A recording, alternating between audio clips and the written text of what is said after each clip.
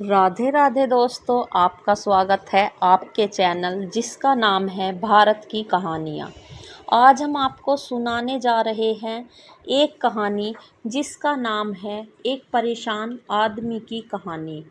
आनंद एक बहुत ही साधारण आदमी था।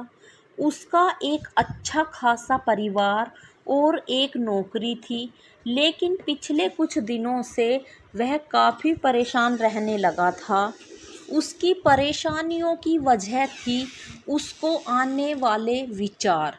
उसे लगता था कि वह दुनिया का सबसे बदनसीब आदमी है।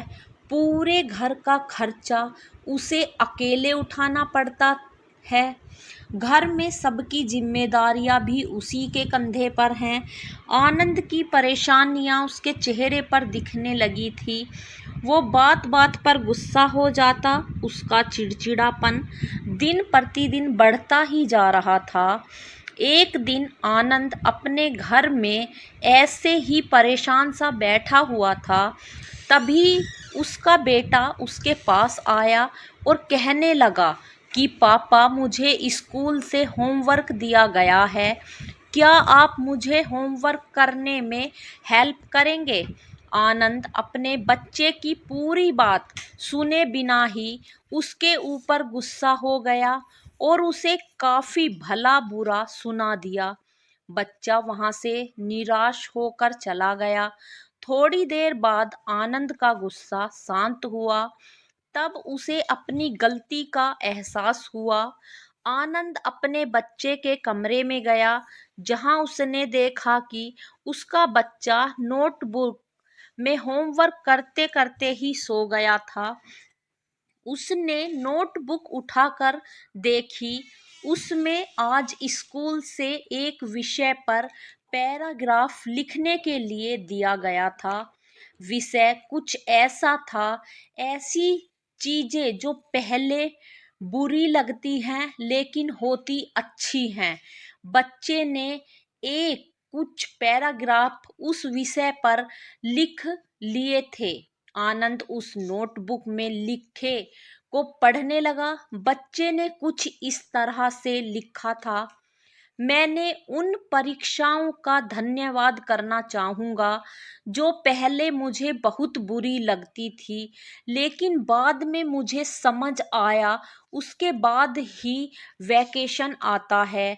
मुझे बीमारी में खाई जाने वाली सभी कड़वी दवाइयों से नफरत थी, लेकिन बाद में मैं समझ पाया कि उन्हीं दवाओं की वजह से मैं स्वस्थ हो पाता था और बाकी सभी चीज़ों का मज़ा ले पाता था।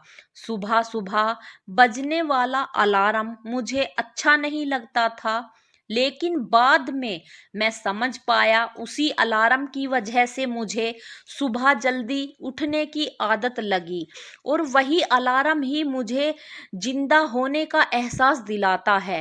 पहले मुझे मेरे पापा की डांट अच्छी नहीं लगती थी, लेकिन अब मैं समझ पाया हूँ उनकी डांट की वजह से ही मैं सही रास्ते पर बिना बना रहता हूँ और अच्छे भविष्य की तरह आगे बढ़ता हूँ।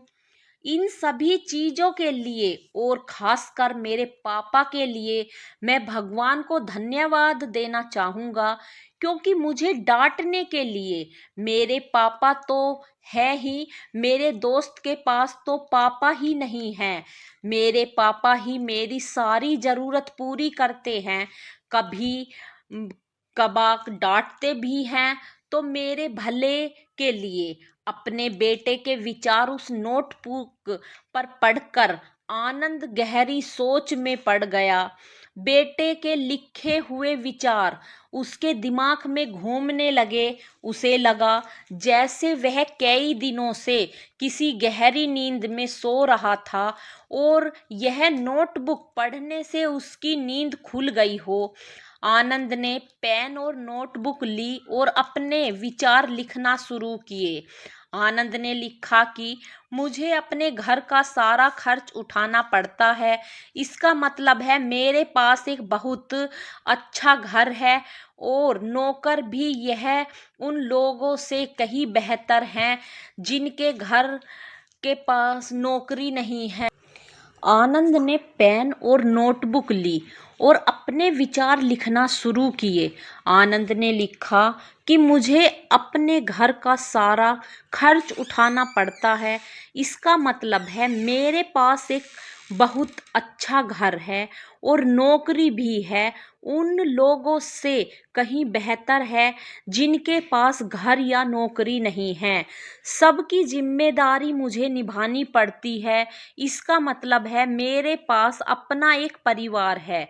मतलब मैं उन सभी लोगों से ज़्यादा खुश नसीब हूँ जो अकेले या अनाथ हैं। आनंद ऐसे ही एक के बाद एक अपनी सारी परेशानियां लिखता गया और उन परेशानियों का दूसरा पहलू जो कि पूरी तरह पॉजिटिव था। ये सब करने के बाद उसका मन और दिमाग बिल्कुल हल्का हो गया। उसे लगा जैसे जिन्हें वो परेशानी समझ रहा था वो कोई परेशानियां थी ही नहीं। दोस्तों, हम में से कई लोग अपने जीवन में घटने वाली हर घटना को नकारात्मक दृष्टि से देखते हैं और हमेशा दुखी रहते हैं। हमें हर समस्या या परेशानी को सकारात्मक दृष्टि से देखना चाहिए। जिस दिन से हम ऐसा करने लगेंगे उस दिन से हमारी हर समस्या गायब हो जाएगी, क्योंकि कोई भी समस्या एक नेगेटिविटी विचार से ज़्यादा कुछ भी नहीं होती।